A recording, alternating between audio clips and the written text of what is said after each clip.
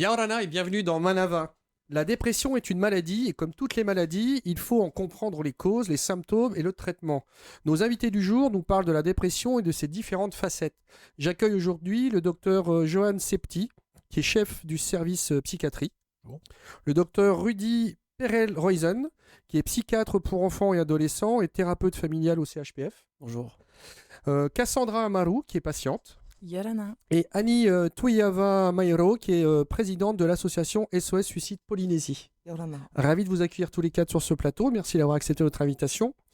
Johan, quelle est la définition de la dépression et est-ce que c'est une maladie ? Alors, très bonne question. Je pense que c'est la question par laquelle il faut commencer, effectivement. La dépression, c'est une maladie, mais c'est surtout un concept avec beaucoup d'idées reçues. On parle de dépression, de déprime. Dès qu'on a un petit coup de chagrin, on a tendance à croire qu'un tel est déprimé. La dépression, ça correspond à des critères qui sont bien définis. Le premier, c'est un critère de temps. C'est-à-dire qu'il faut que ça dure au moins 2 semaines.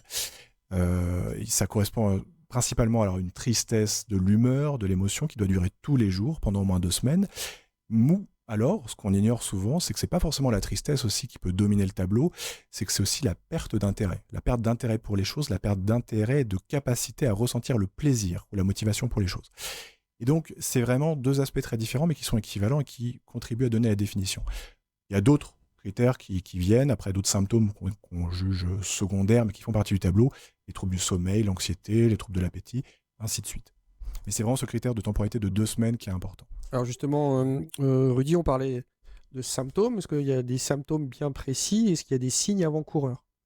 Oui, et particulièrement chez l'enfant, l'adolescent, une baisse des résultats scolaires, un repli social, je rebondis sur les troubles du sommeil, peut-être une surconsommation d'écran, voire même une tentative un peu de soigner la perte d'élan, la perte d'énergie par parfois des substances, des drogues qui peuvent malheureusement venir encore plus interférer avec l'humeur.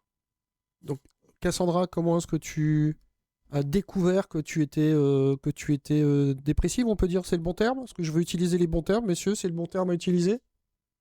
Souffrant de dépression, atteint de dépression. Voilà, ouais. alors comment est-ce que tu as... Voilà, je vais utiliser les bons termes. Comment est-ce que tu as découvert que tu étais atteinte de dépression ?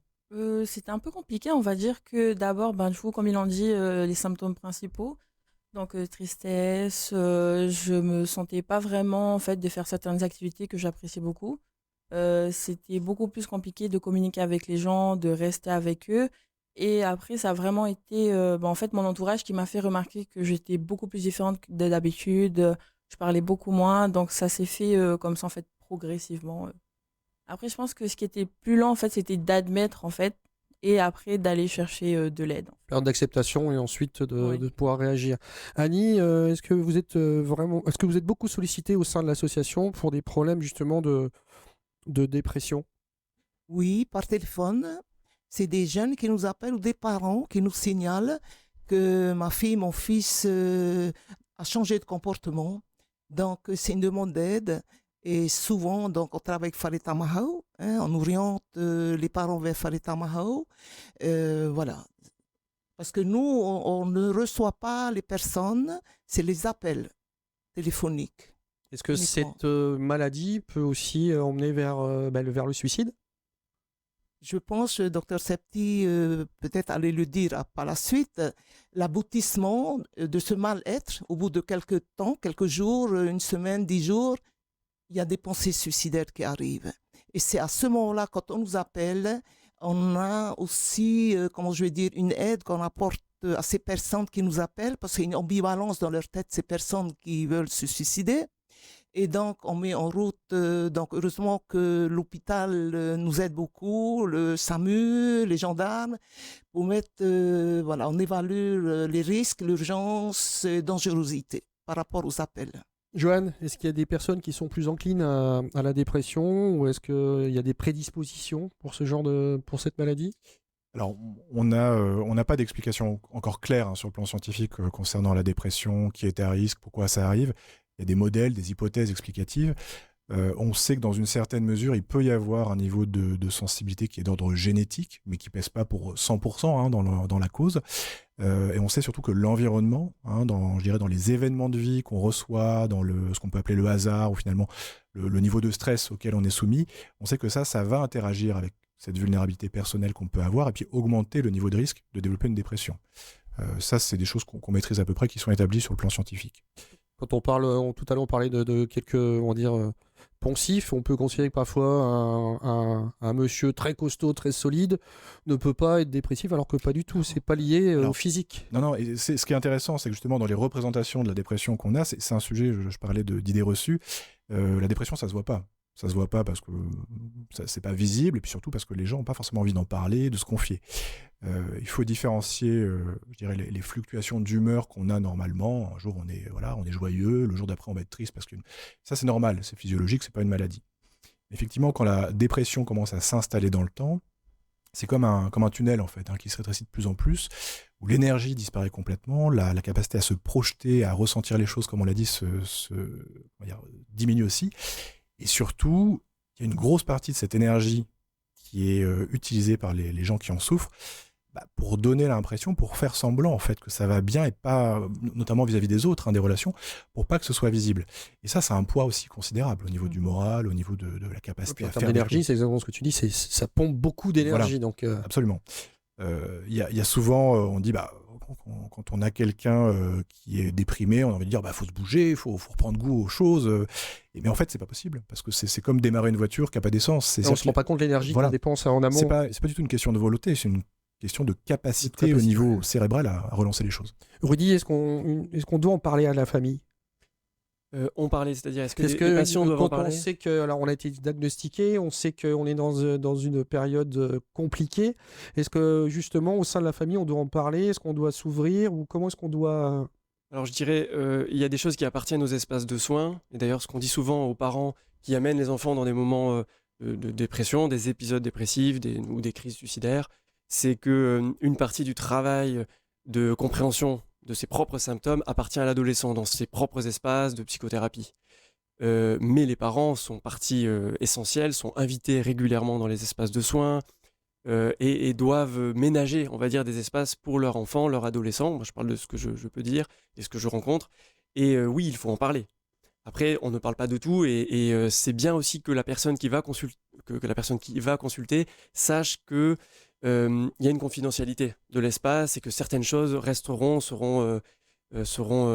confidentielles et ne seront pas divulguées aux parents. Un ado qui viendrait, ou un jeune homme ou une jeune fille qui viendrait en consultation, les parents ne rentrent pas avec...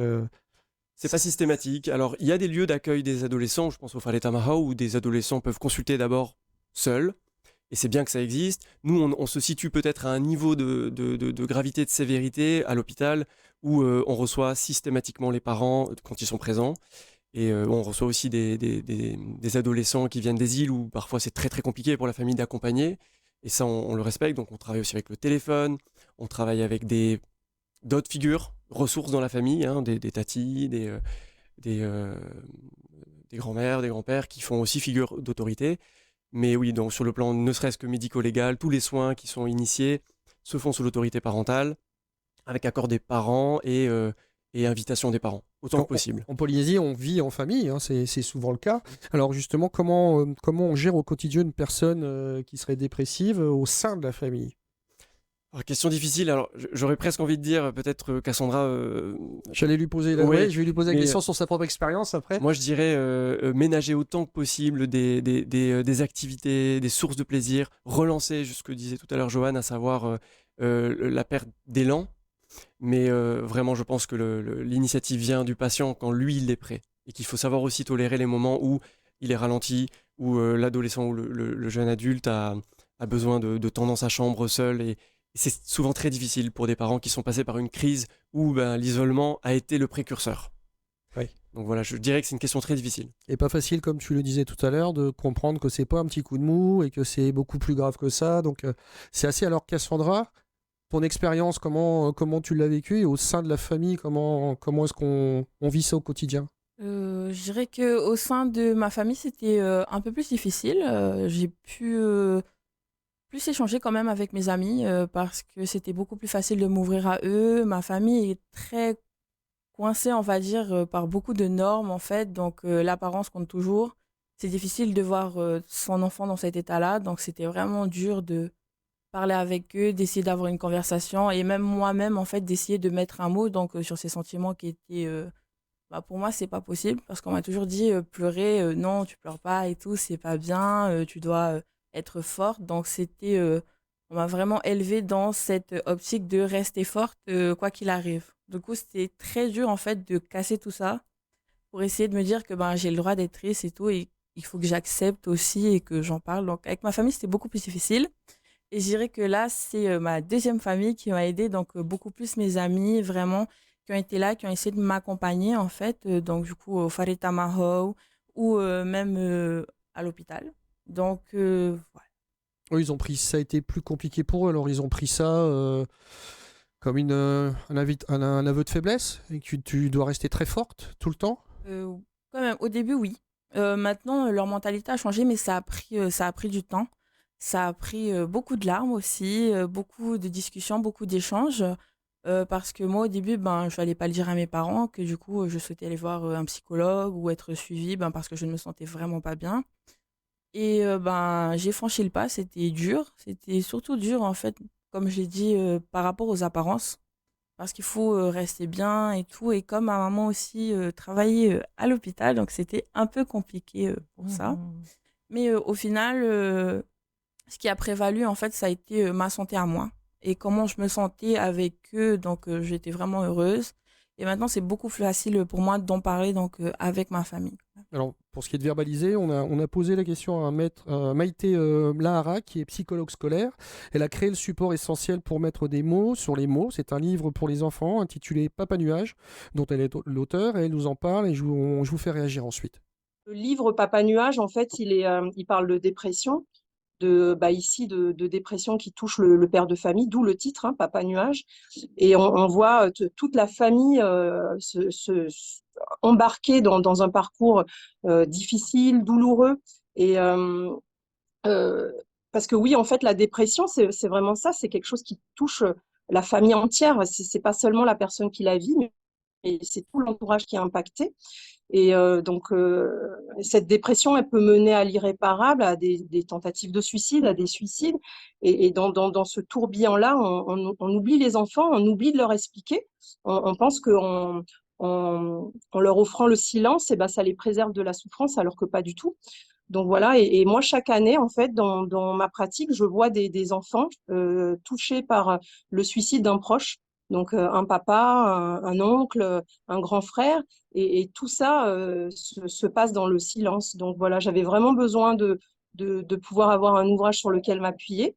Donc voilà, le texte est très simple, les illustrations, elles sont joyeuses et poétiques, puisque le but, c'était de donner l'envie d'être autour de cet album ensemble, parce que c'est pas un livre qu'on confie à l'enfant pour qu'il soit seul, c'est un livre avec lequel on partage avec l'enfant, avec lequel on discute.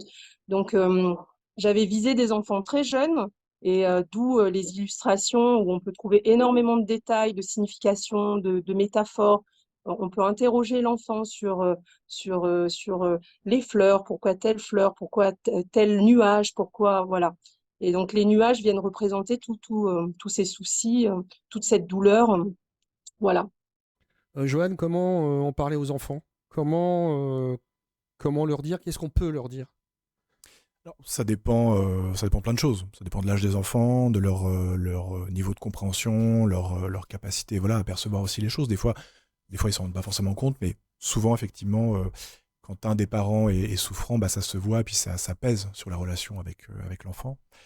Y a pas, alors je dirais, la priorité, moi, pour remettre un peu l'ordre des choses, je dirais, la priorité, c'est vraiment de se soigner, en fait. C'est d'aller chercher de l'aide. Effectivement, il y a l'étape de reconnaître un peu l'état de souffrance, c'est d'arriver à se mobiliser et aller en parler à un professionnel, hein, un médecin, un psychiatre, psychologue. Il n'y a aucune honte à parler de ses sentiments, de son vécu intérieur à un professionnel. Et après, effectivement, l'enfant, il faut pouvoir le rassurer surtout, hein, parce il voit bien qu'il y a quelque chose qui ne va pas. Le rassurer avec des mots simples, dire effectivement, papa ou maman, là, en ce moment, il est un petit peu triste, mais il voit quelqu'un, ça va aller mieux, et il faut en tenir compte. Pas forcément être dans des propos, je dirais, alarmistes ou fatalistes, mais le fait qu'il y ait un traitement en cours, qu'il y ait une prise en charge, un accompagnement au niveau médical, je dirais que ça peut être le principal élément de réassurance. Il ne faut pas que ce soit un sujet tabou non plus, à l'inverse. Mais Peut-être que Rudy pourra compléter mon propos. Oui, comment où est la limite entre le fait de pouvoir expliquer sans alerter, sans les inquiéter, mais voilà, c'est complexe. C'est vrai que des fois même en rencontrant des adolescents pour d'autres raisons que la dépression, on se rend compte qu'un des proches, un parent, souffre lui-même de dépression. Le simple fait, je rejoins ce que dit Johan, le simple fait que l'enfant, l'adolescent sache qu'il y a un espace de parole pour son parent, il va un peu déresponsabiliser, Il va se de dire, devenir source Il d'aide peut pour aller son parler, parent. ouais. Et donc, spontanément, il va pouvoir plus facilement aller un peu confronter. Les adolescents sont là aussi pour ça, s'opposer à un parent qui est aidé par ailleurs. S'il n'a pas cette garantie-là, effectivement, il va avoir tendance à se replier. Et en thérapie familiale, souvent, c'est un peu un enchaînement de plusieurs mois, si ce n'est pas plusieurs années, où les propres membres d'une famille s'isolent entre eux, s'isolent de leur propre solution d'aide. Parce que toutes les familles ont les clés pour s'aider entre elles. C'est comme ça depuis que le concept même de la famille existe. Mais la maladie, la dépression, c'est ce que ça fait. C'est que tant qu'il n'y a pas une aide extérieure, un tiers, on se protège, on s'empêche de demander de l'aide. Annie, est-ce que au sein de ton association, les jeunes appellent pour avoir de l'aide pour eux, j'imagine et j'espère, mais est-ce qu'ils appellent aussi pour avoir de l'aide ou des explications pour autrui, pour leur entourage, leurs parents? C'est marrant, hein. Les jeunes qui nous appellent, c'est pas leur problème à eux propres, c'est le copain ou la copine qui est en souffrance. Ça, c'est très bien, ça veut dire qu'il y a de l'empathie. Mais voilà, Oui. donc comme nous intervenons dans les lycées, les collèges, on apprend ces jeunes à être sentinelles de prévention pour qu'ils fassent le signalement par téléphone. Donc, et comment on les forme à aider ce jeune. J'ai vu la communication par les pairs. Tu as parlé, toi, de ta relation avec tes amis. Tu en as parlé. On parle de famille polynésienne. Je crois qu'il faut vraiment comprendre qu'est-ce que c'est la famille polynésienne. Parce que les enfants et les familles, souvent, il n'y a plus ce lien. On va dire, comme dans tous les livres, comme en France, le lien parental qui existe. Mais en Polynésie, je pense qu'il faut faire une étude pour savoir si le lien, qu'est-ce qu'on appelle lien Parce que les liens familial. sont distendus peut-être. Voilà.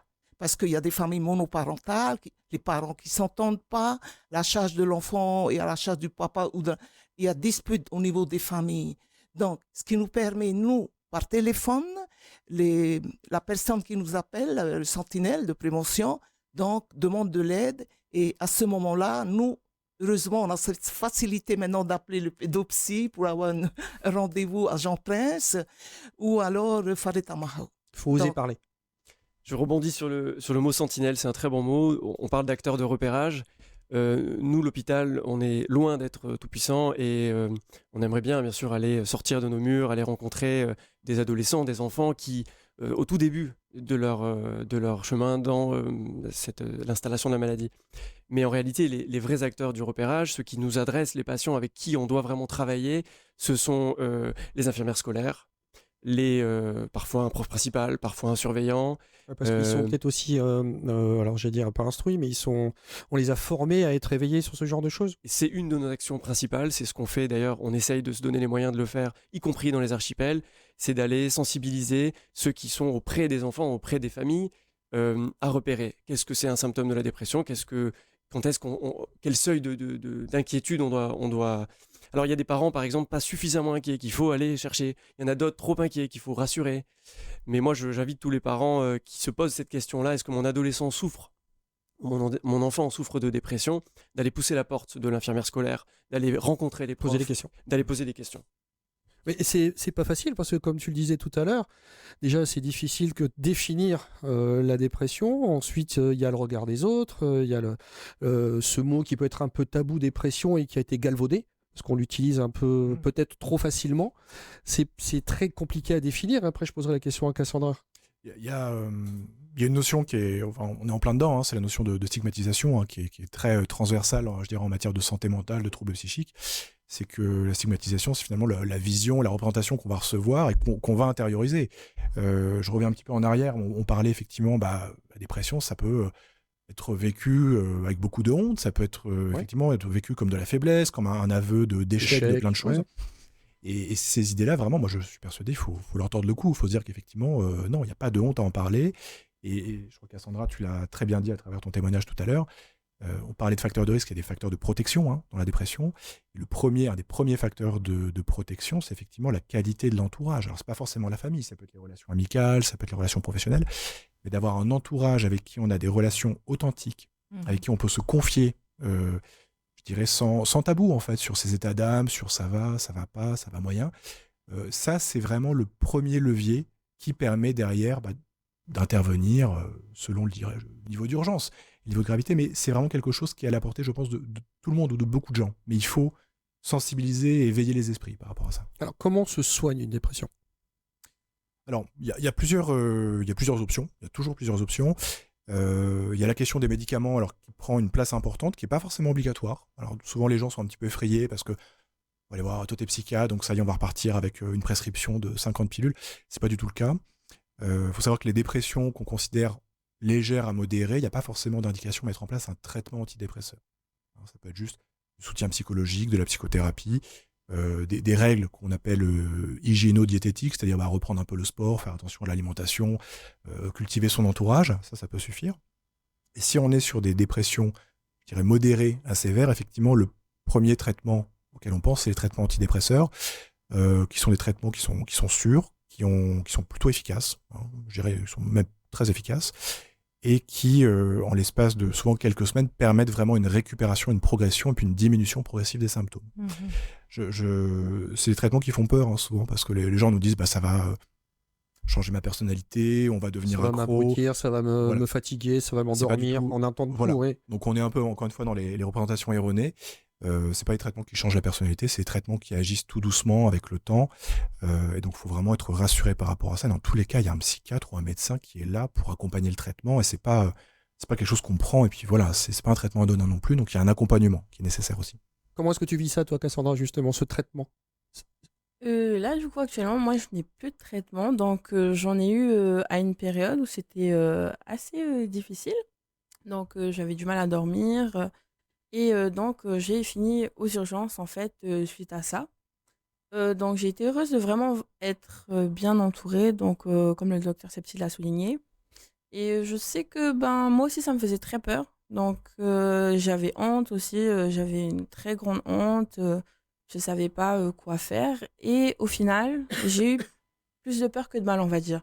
Donc, ça m'a beaucoup aidée. Après, en fait, le fait de me remettre à des activités, à penser à autre chose, à essayer de sortir et cultiver un peu, du coup, ma culture en général, ça m'a beaucoup aidée et j'ai arrêté le traitement avant même, en fait, d'avoir fini ma plaquette.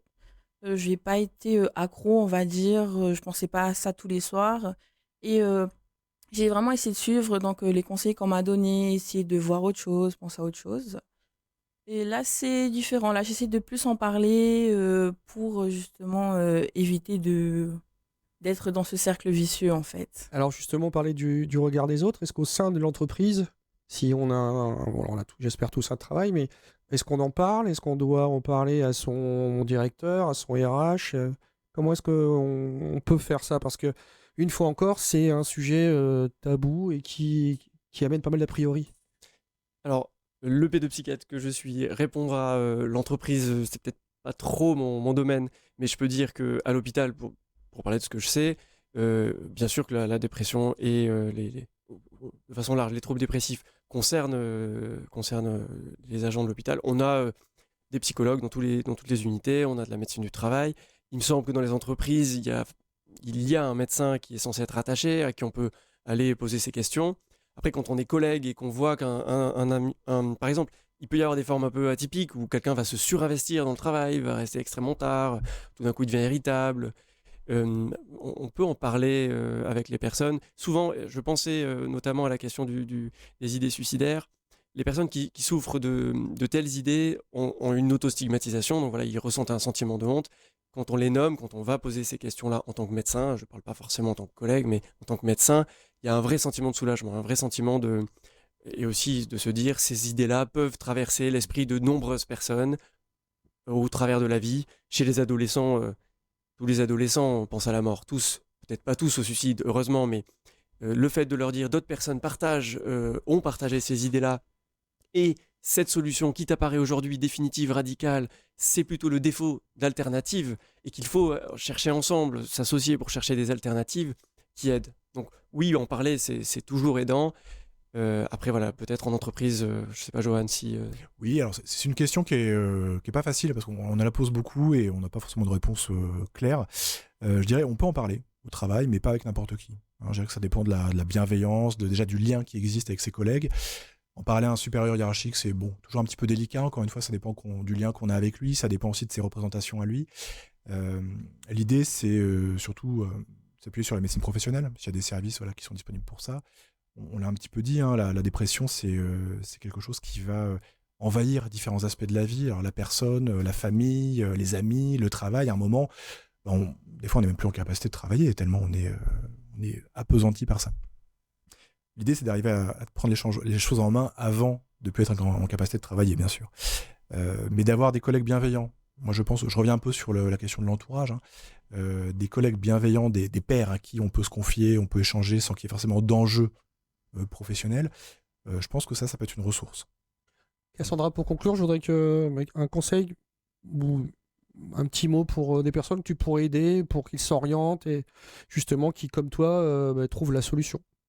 Je dirais déjà le fait de normaliser ça, en fait, de dire aux gens que c'est normal, c'est acceptable d'avoir ce genre de sentiment, de se sentir comme ça. Et puis, plus pour les jeunes, du coup, de mon âge ou plus jeunes, donc là, je pense plutôt à mes neveux, à mes nièces. Donc, c'est de parler, trouver des bonnes personnes, en fait, et pas hésiter donc à contacter des personnes qui en savent beaucoup sur le sujet. Donc, voilà. C'est exactement ce que j'allais dire pour la conclusion. Donc, tu m'as fait ma conclusion. Donc, merci d'avoir répondu à mes questions. Vous retrouvez tout de suite le VA, votre journal en tahitien. On se retrouve demain à 17h15. Bonne soirée sur TNTV.